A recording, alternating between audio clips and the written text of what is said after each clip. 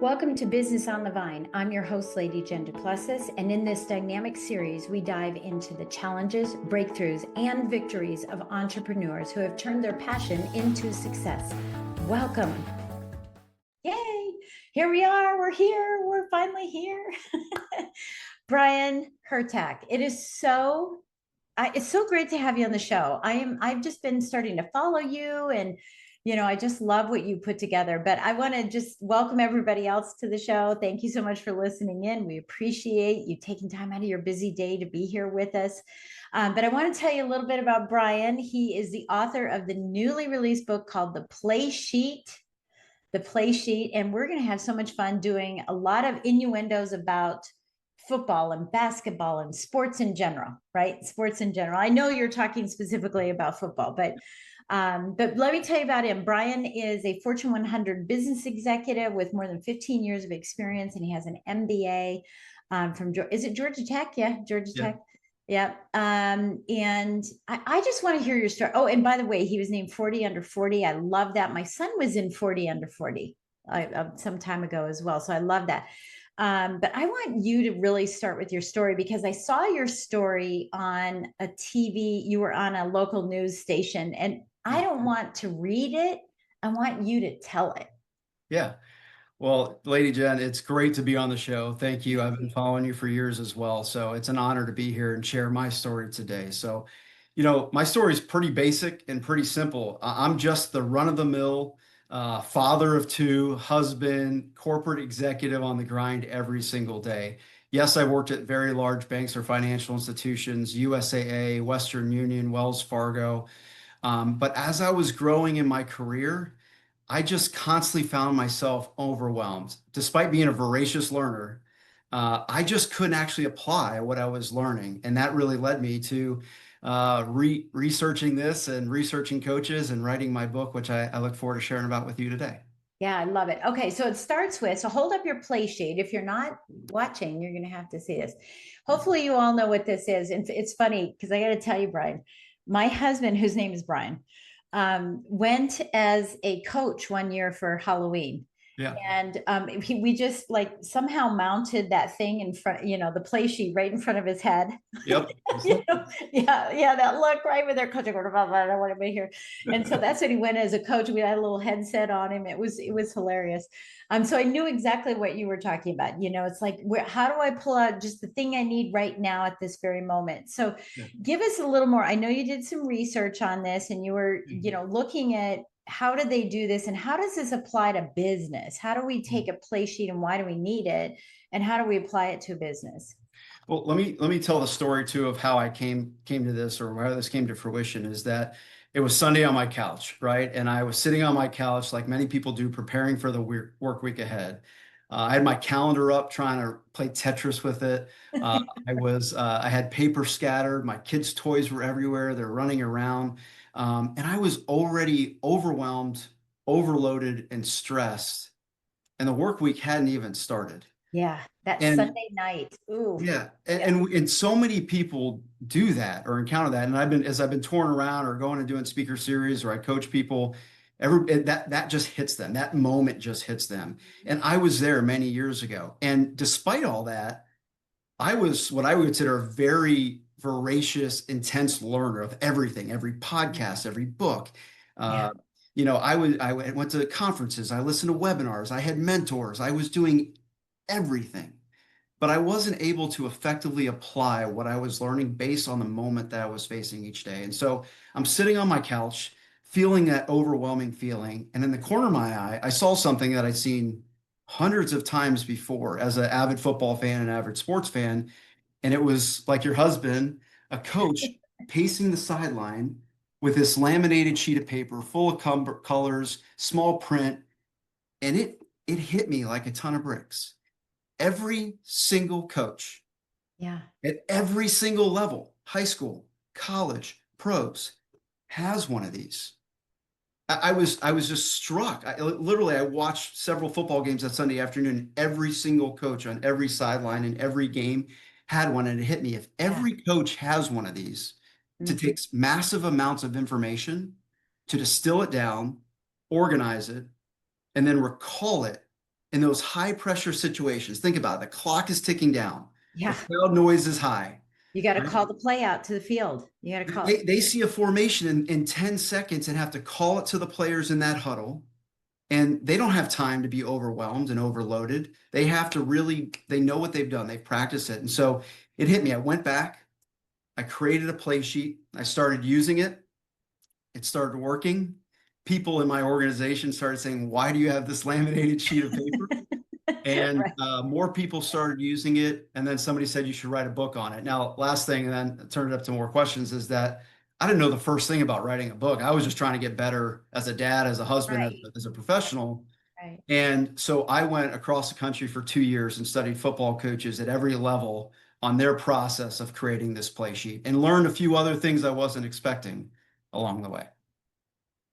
I love it. I love it. And, you know, I mean, I hear it all the time, and I always explain it as I'm a chipmunk and I just keep throwing nuts in my mouth and Yeah. it's so full.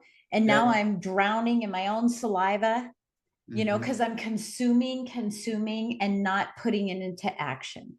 Yeah. Right. And that's exactly what you're talking about here is how do we put, and right now, I mean, I don't know if I've ever said this on the show, but right now, I have like 870 different topics that I coach on and teach on. And I have them in my own play sheet that's an Excel spreadsheet, Yeah. right? But it isn't a moment by moment thing. I mean, for me, I'd have to go look at it and go, okay, I mean, it's columned like on quotes or sales or something, but I have to go look at it and go, what do I want to talk about that today? Do I want to talk about that today? What do I want to? So I'm interested in really hearing how you compress time into, yeah, we all have this knowledge, but compressing the time of downloading it. Yeah. So there's a couple steps here, and the challenge, the problem statement you mentioned is information overload, right? We were Yeah. bombarded with information, and we even seek information. So it's getting harder and harder to actually get focused and be very relevant and in the moment when you're at that situation that you're facing Yeah. in your day. Yeah. But the first step, I think, is this is kind of quarter number 2 in the book, is the playbook. Now, a lot of companies and organizations have a playbook, but let's think about a personal playbook for a second. Mhm. Every time you read a book, where do you put that information? Yeah. People highlight stuff, right? Yeah. I write notes And at the end of the book so that I have a summary. That's then how I, where do you put that summary? And what I learned is that yeah. coaches, what they have is one central repository. If you Yeah. join a football team tomorrow, they're going to hand you like this 500-page document that's Yeah. now Learn digitized. the plays. Learn Yeah. the plays, but it's got everything. It's got their procedures, it's got their plays, it's got their workout regimen, their nutrition regimen. It's all centralized. And so the first thing is really, it's like organizing your closet. And that's what coaches do. They take all the great things that they've learned over the years and they organize it into one central repository. And then they put kind of a categorization or a taxonomy around it, Mhm. right? So it may be time management, it may Mhm. be networking, it may be sales, coaching your direct reports, executive speaking, Mhm. communication, right? Those different topics, you organize those. And then what you do with the play sheet is really about getting focus on who your opponent is right now, right? Every day or every week, that's different. Maybe you're going through a divorce. Maybe you're got a new boss. Maybe you are a manager for the first time of individual contributors. Yeah. So what plays you run, just like a coach, when they play one team versus another team, it changes. And so what I think people struggled with, what I learned from the coaches, is they don't adjust it. They just have all this information. And you said this in a recent podcast, the struggle versus the structure. This is just a framework to create a structure around how you apply the right play based on the situation. I can go into more detail on that, but Yeah. I'll pause for more questions just to kind of give you the overview how we just. Yeah, I no, I love it because you're grinding it down and I'm learning, right? Because I'm going, okay, I've got my spreadsheet, I've got my columns, you know, I'm grinding it down and I'm thinking, okay, let's be clear on this from a business perspective. Yeah, Who is my opponent today? Help right. us to define that so that we can quickly go even further and dive deeper into that. Who is our opponent today? Is our opponent today how we're feeling? What happened yesterday and we're carrying it forward? Is it a big meeting that's coming up? Is it all of that? Is it an opponent, or is it a task that we're doing and we're thinking it's an opponent? And maybe we can dial it down a little bit and say, hey, wait, that's not an opponent. It's just a task, but here's a different way to solve that problem. Am I making sense with my question? Absolutely. What Okay, I love about this is I think it's not a one size fits all. So it may be different for different people. But let me give you an example of how I used it getting started, right? I would look and I'd look at my playbook and then I'd look at the work week ahead. I may have a really crucial conversation with a direct report that's underperforming. So I'm Mhm. going to go pull my plays Yeah, around a crucial conversation. right. Maybe I'm extroverted, they're introverted, and how I approach that. And I've read a lot of books, but I'm a talker. I may overwhelm them. I may not send clear messages. So They I'm may going to take, leave and I didn't accomplish anything because I overtalked, right? I created information overload for them. And Right, the whole right. They're like, point was, did I just get scolded or not? I don't know what just happened, and right? so that's the whole point. I wasn't running the play effectively.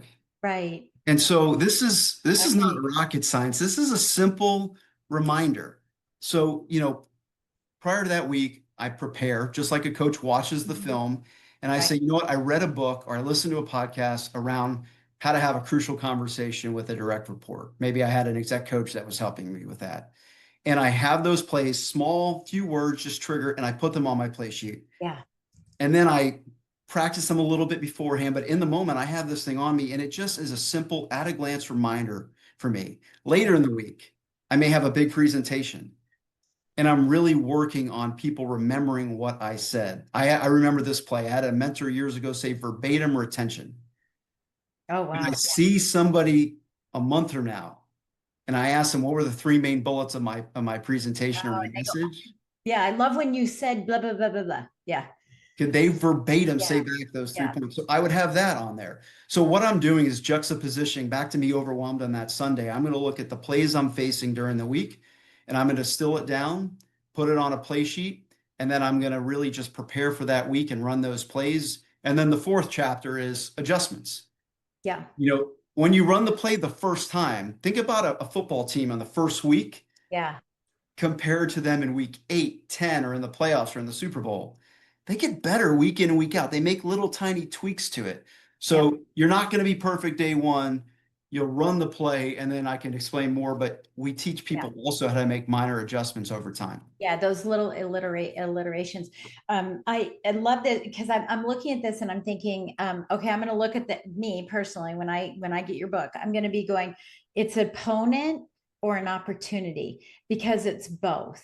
It is both. Is it an opponent that's like, oh, I don't want to do this, or is it an opportunity I'm excited to, but I can't just be excited about the game. I can't be jumping in the huddle and like, yeah, we're gonna win, and then not have a strategy. Correct. Yeah, Yeah, this is just a simple framework. I think a lot of people just react and don't have a framework so how they can effectively respond yeah. and then see how they're doing when they run that play. And what coaches do at the end of every game is It's they watch the films, film, films. Yeah, yeah. right? And And what do they so do in halftime? Right? They adjust. they adjust. They adjust at halftime. And so Yeah. if you run that play, even though it was the advice gold, I tell this all the time. I've literally been driving, listening to a podcast, and I would pull over and like that is the greatest piece of advice I've ever gotten. Right. And then I like for 6 months go by and I never actually applied it once, Right. despite all Right. that intention to do it. But sometimes that greatest piece of advice doesn't really work for me. Right, right. Or And it doesn't so, work in a certain situation or against a certain opponent, like you're saying, yeah. And I know I've watched football. My son played college ball. He was a quarterback. So I know all of these phrases, right? All this football stuff. But I know this happens in other things too. But I've watched a game and said, why do they keep running that same play over and over? It's not working. yeah, trying to get better. Trying to get better at it, trying to run it, trying to, figure it out. And some need to be at practice, not at the game. Yeah. Right. But that's why I think you're saying practice. Make sure you're practicing these plays. Don't just, you can read about everything about surgery, but until you walk in and do it, it's a totally, and I would never trust anybody who's only read about surgery, Yeah. right? Yeah. Or learned about it. In the book, we talk about it. Like you've got to, I always say, digitize it or laminate it. and then use it. That's literally one of the steps of Yeah. the 10 steps part of the 4 quarters, is that you've got to use it and you'll iteratively get better. And that's what we do. And what I do in my day-to-day business is that we kind of rinse and repeat and get better and better. And that's what the coaches do. And then you said something a moment ago I want to share. One of the stories and some of the great parts of the book is I share stories I learned from these great coaches. Coach Tony Elliott, he was the offensive coordinator at Clemson, now the head coach at University of Virginia. An amazing human being. That's where my Amazing. money went, just so you know. Oh, That's where my son went and my money went. man. Well, that is a beautiful campus. Yeah, it And is. It's gorgeous. Yeah. when he was the offensive coordinator at Clemson, they had a lot of success in the time he was the offensive coordinator. And another team would run a play against him and it would kick their butt every single time. And so he stole the play, rightfully so. He's like, this play works against us. We should run it. The first 3 years he ran the play, never worked. Ah, Never worked. yeah. Fast forward 2 years later, he's in the college football semifinals against Ohio State. And the Virginia Tech, the team he stole the play from, played Ohio State earlier that year. They ran that play and it worked beautifully. He looked at his playbook and said, you know what? It wasn't right for me then, but it's right for me now. Quickly went to his playbook, pulled it down to his play sheet, ran the play all week in practice. They were down less than a touchdown with 2.5 minutes to go at the end of the game. They ran the play and it was a game-winning touchdown. So also sometimes the plays aren't right at certain stages of your career or your life, Or your but having them development. Yeah. organized and remembering them and be able to quickly grab them based on that opponent or situation you'll face, that Yeah. structure really helps people capitalize on moments that matter. Yeah. I love that. So that leads me to the question, how much of mindset is in this? Knowing, am I in the right frame of mind to Yeah. run this difficult thing? Am I in the right frame of mind? Or is my audience, like reading your audience in business, right? You're reading your team, reading your clients, your prospective clients, etc. Am I in the right framework, a framework of knowing that this play would be too simple and easy and maybe even make everybody upset because it's like, come on, that's silly stuff? Or is this too complex? So where does the frame or the mindset come in here as well? Yeah, Because we all know this in sports, right? You got to have mindset. absolutely. And in this situation, I call that basically the game plan, right? Okay. So each week or whenever you create your own cadence of building your play sheet or multiple play sheets. I have one for parenting. I have one for, just being a boss, et cetera. But you have to establish a game plan. To your point, if I'm going to present to senior executives at a company versus my direct reports, I'm Yeah. going to take a very different approach. So if I Absolutely. just said communication broadly, that's not going to be relevant. So the game plan is really assessing who is my opponent, Mhm. what are my strengths, what are my weaknesses, what are their strengths, their weaknesses, or who are they basically.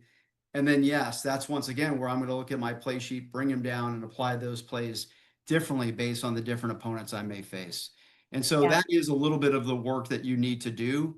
And we talk about creating repeatable routines for yourself, which everybody should have, Of so that you course. can Yeah. establish that game plan, draw from your playbook, put them on your play sheet, run the plays, and then turn those plays into habits. Too is another big part. The more and more you run it, the more and more they become autonomous, and then you can start adding new Yeah. plays to the toolkit. Yeah. I call that first and 10, do it again. We talked about that in the green room, right? Yeah. Every day, first and 10, do it again, and do these 10 things every day. Yep. Every day. And when I complete them, I've got a first down. So I got to do it again. Mm-hmm. Right. And you might start with this and say, oh, I only got 3 yards. I only did 3 of the 10 things. I didn't get a first down, but that's okay. Tomorrow you can start all over again. Right. And yeah, I think that's really cool. I love that you're doing this for parents too. I think it's cool, but it's funny because while you were talking about this a few minutes ago, I thought, do you have this for kids? Yeah. Do you have this for kids, or is it starting that's I'm asking, and I'm the 70th person who's asked about this and said, Yeah. hey, what's this playbook for kids? The best part about the playbook and the play sheet is seeing all the variations, how people have made it their own and applied it. And I actually had another person I worked with years ago that did it for parenting. I've not seen kids use it, but the parenting one, I have an 8-year-old and a 6-year-old. I use it every single day. Yeah. My daughter the other day was really jealous of my son had friends over. Oh, And she wait, didn't is have she the anybody over. 6-year-old? She's the 6-year-old, yeah. And she was just being, I don't mean to say, she was not being good, and she's a great kid. Right, right. But I looked at my parent, I have them laminated all over the house, and I looked at it and it had undue attention. Mm, You know, a psychologist that studied parenting and child psychology and behavioral psychology for decades had a great webinar, and I listened to it many years ago, but she's been doing this. And so I saw her emotions, and it said, okay, this is what she's feeling. And then it yeah, has what play I should run. And I quickly ran it and solved it. And so I've used it for parenting. I've used it for marriage, the love yeah, languages, right? yeah. So there's so many different applications. I've not seen somebody do it for kids, but if somebody does, please reach out to me. I'd love to hear your success story as Well, well. because they're learning so much, Yeah. right? And then, I mean, you went to college, I went to college. Then when that test comes along, and you get that wrong answer, and you're like, I know this stuff. Yeah. I know that I knew the answer. When I first, so in the book I talk about building the playbook, and in the playbook the specific terms we use is inventory, consolidate, and then organize. Yeah, And when I went and spent a ton of money to get my master's at, as you said, Georgia Tech, and right, I had all this great information on financial management, and organizational behavior, and economics, and all these great things. I forgot it all. But if I put it all in the playbook, and I use OneNote, I mean, other people use different systems, but I use OneNote, and I just create all those categories. Here's the really cool thing with technology today is that I can actually go in there and use a bot, or use it because I use yeah. Copilot, or I can use a chat GPT type of generative AI. And I can say, what were all the greatest things I learned or best things I had on this subject? And I can give it the context of, I'm going to apply it here. And it'll tell me which plays are most relevant for me, and making creating my play sheet very seamless. And that's been a really, really cool advancement of what I started on a Yeah. spreadsheet a couple years ago to Well, where. because that was going to be my next question. I think a lot of people are going, well, this sounds really good, but that looks very techy. It looks, stressful. It looks like, how am I going to put this all together? What do I have to do? Go read all the books I've read before, listen to all the podcasts I've done. How do I do this without overwhelming myself even more? Yeah. I think there is a slow down to speed up moment, and there is a little bit of homework you need to do the playbook. Once Yeah. you have the playbook, it is the downhill from there, though. Yeah. I And love then it. then I've got to create the repeatable routine for people. So in the book we talk about this. So if they hear this and they hear some brilliant advice from you or I, they should take that and put it in the relevant category in their playbook and have it there.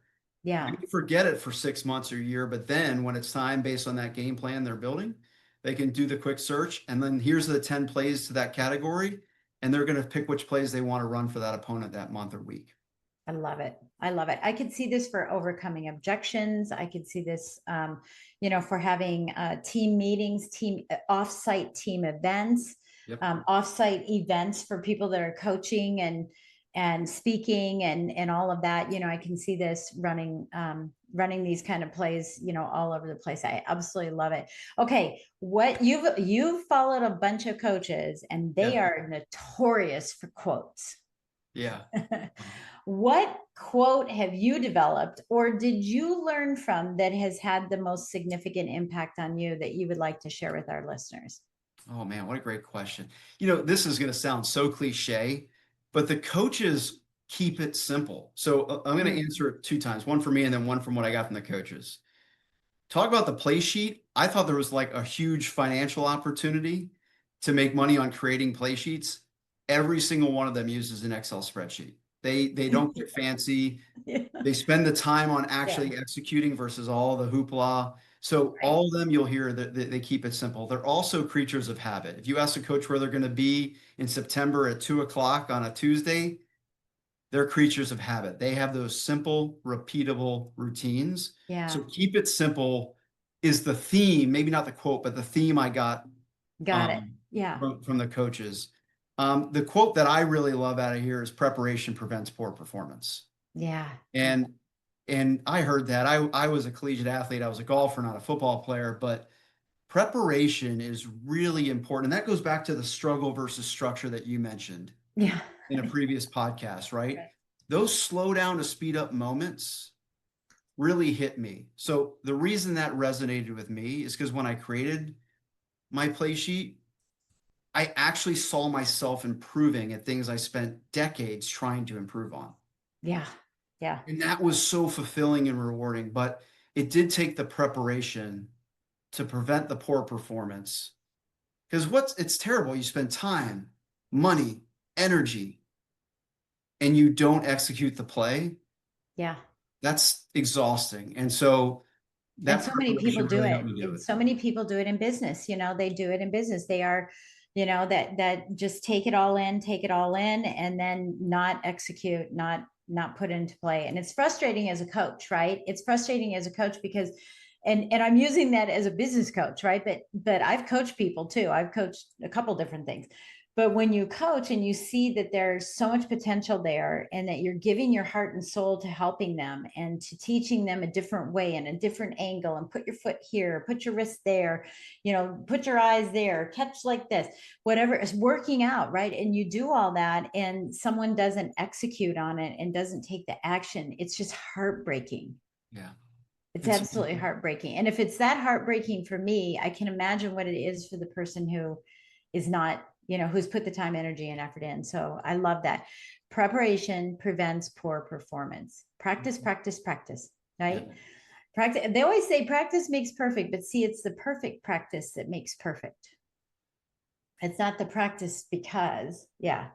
Love it, love it, love it. Thank you so much. This is so fun. I hope that everyone wants to get this for themselves and create this for whatever family or kids they have. Maybe, and I love that I love to see the marriage one. I mean, I've been married 42 years. We just had an anniversary the other day, but there are times when I need a playbook, and a play sheet. There are times when I still need it. I'm not perfect at it, doing it, but I would love to see it. I just So, don't recommend doing this in front of your significant other while you're trying to talk to them. oh But yeah. Hold on, I'm running a play on you. running, Yeah. hey babe, you're this love language. But honestly, all joking aside, it'll probably make you a better spouse, or more attentive to their approach versus yours, and how you execute. Yeah, I love it. Love it, love it, love it. Okay, so the name of your book is The play sheet, The Play Sheet. a You can get it simple on. Oh, yeah. go ahead. Yeah, Oh, it's the play sheet, a simple resource for overloaded professionals. there you go. I love that. I love that. And we can get it on Amazon and on your website and all that. And we'll have all those links here for you. So no worries whatsoever. We have that for you. Well, wonderful. Thank you again, Brian. I was so excited to have this interview because it's so up my alley with all the football stuff. Nobody understands it. When I talk to women, sometimes I'm like, do you know football? Because they're like, I don't know football. And then you know what a 1st and 10 is. I can't even talk to you because I need to use the words, right? So it was just fun. It was fun to have you on the show. Thank you so much for being here. Thank you, Lady Jen. It was an honor to be here. Pleasure meeting you. Thank you so much. Well, thank you for listening and taking time out of your busy day. Head on over to YouTube and be sure to subscribe to my YouTube channel. We have the links below. And just another reminder, we are having another masterclass, Hustle to Harmony, how you can grow your business without sacrificing your personal life. So we'll have the link in there as well, so you can join us at the masterclass. And until the next time, we'll talk to you soon. Thank you for joining us on Business on the Vine. If you found value in today's conversation and would like additional support, go to supportfromjen.com. Remember, the best ideas are always discovered on the Vine, so keep innovating, stay inspired, and continue to grow.